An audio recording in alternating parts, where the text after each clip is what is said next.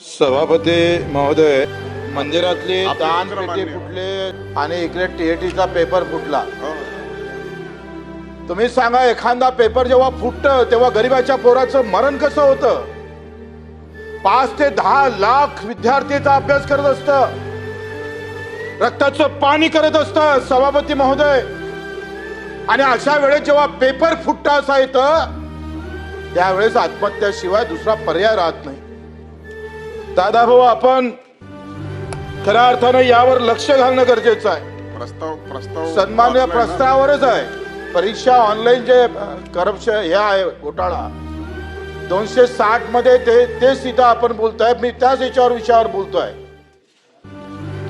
सन्मान्य एकनाथजी शिंदे साहेबांना पेपर फुटीचा कायदा आणला आणि मग पेपर फुटीच्या कायद्यामध्ये त्यांनी घेतलेला सहभाग फार महत्वाचा आहे.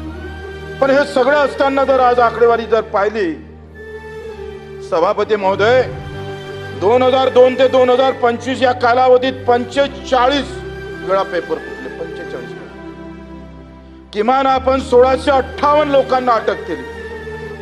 925 जणांविरुद्ध आरोप दाखल झाले आणि 18 लोकांवर फक्त त्यांच्यावर दोषारोप म्हणजे त्यांच्या सजा सुनावल्या गेल्या. एवढा कमी आकडा आहे.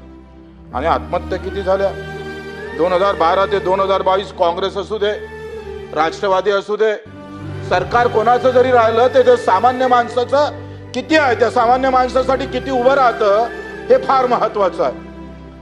भारतामध्ये मी भारताचा आकडा सांगतोय, 2012-22 मध्ये 1 लाख विद्यार्थ्यांनी आत्महत्या केल्या. या भारतासाठी शोभेचा विषय नाही आहे, हा गर्वाचा विषय नाही आहे. तुमच्या आमचे पोरं तिकडे परीक्षा देत नाही म्हणून ते पेपर रोज फुटले पाहिजे असं तुम्हाला वाटत असेल तर लोक घरात येऊन मारल्याशिवाय राहणार नाही, अशी अवस्था. महाराष्ट्रामध्ये 2012-2022 मध्ये 415 लोकांनी विद्यार्थ्यांनी आत्महत्या केल्या. आणि मग असं सगळं असताना आपण जर पाहतोय का याच्यामध्ये जर सुधारणाच येत नसत, एक मात्र तिकडे शेतीमालाला भाव भेटत नाही आणि गरीब शेतकऱ्याच्या मजुराचं पोरगं जेव्हा पेपरले जातं तेव्हा त्याच्यात पेपर फुटल्या जातं, तर त्याचं अंतर्मन काय बोलत असत हे खरं तर आपण सगळ्यांनी तपासणं गरजेचं आहे.